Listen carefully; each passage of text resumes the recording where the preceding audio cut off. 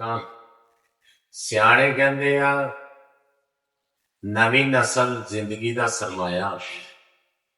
ਤੇ ਸਾਨੂੰ ਇਹ ਨਹੀਂ ਪਤਾ ਵੀ ਹੋ ਕੀ ਰਿਹਾ ਸਾਡੇ ਨਾਲ, ਸਾਡੀ ਨਸਲ ਨਾਲ ਕੀ ਹੋ ਰਿਹਾ।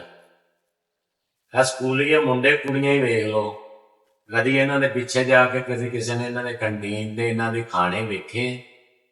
ਉਹ ਸਿਆਣੇ ਕਹਿੰਦੇ ਭੱਜਾਂਗੇ ਤੇ ਨਸਾਂਗੇ। अस्सलाम वालेकुम।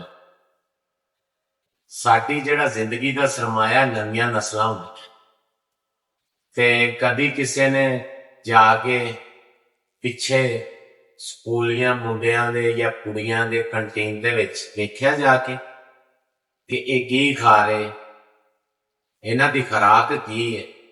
वो सियाणे कहंदे रज्जांगे भज्जांगे नहीं ते मूंह भार डिगांगे।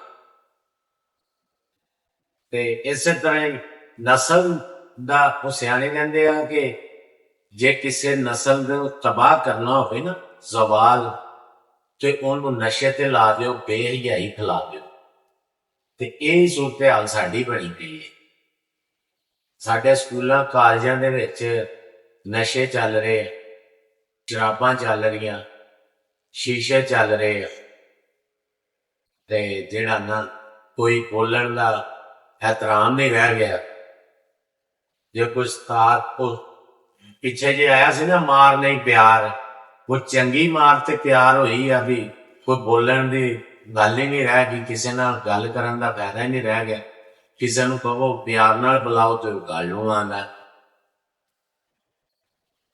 इस तरह ही सूरत हाल खराब हुंदी है नस्ल दी। नस्ल हमेशा ही है।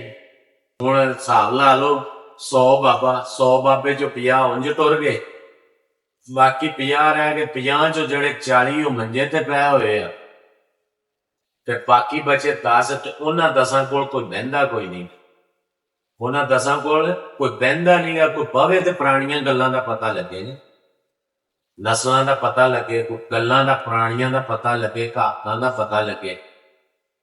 इस तरह ही जेड़ा तबाही बर्बादी होंदी जा रही है साडी।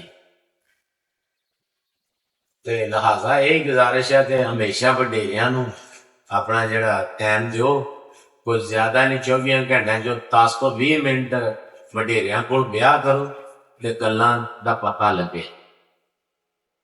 हाँ जी।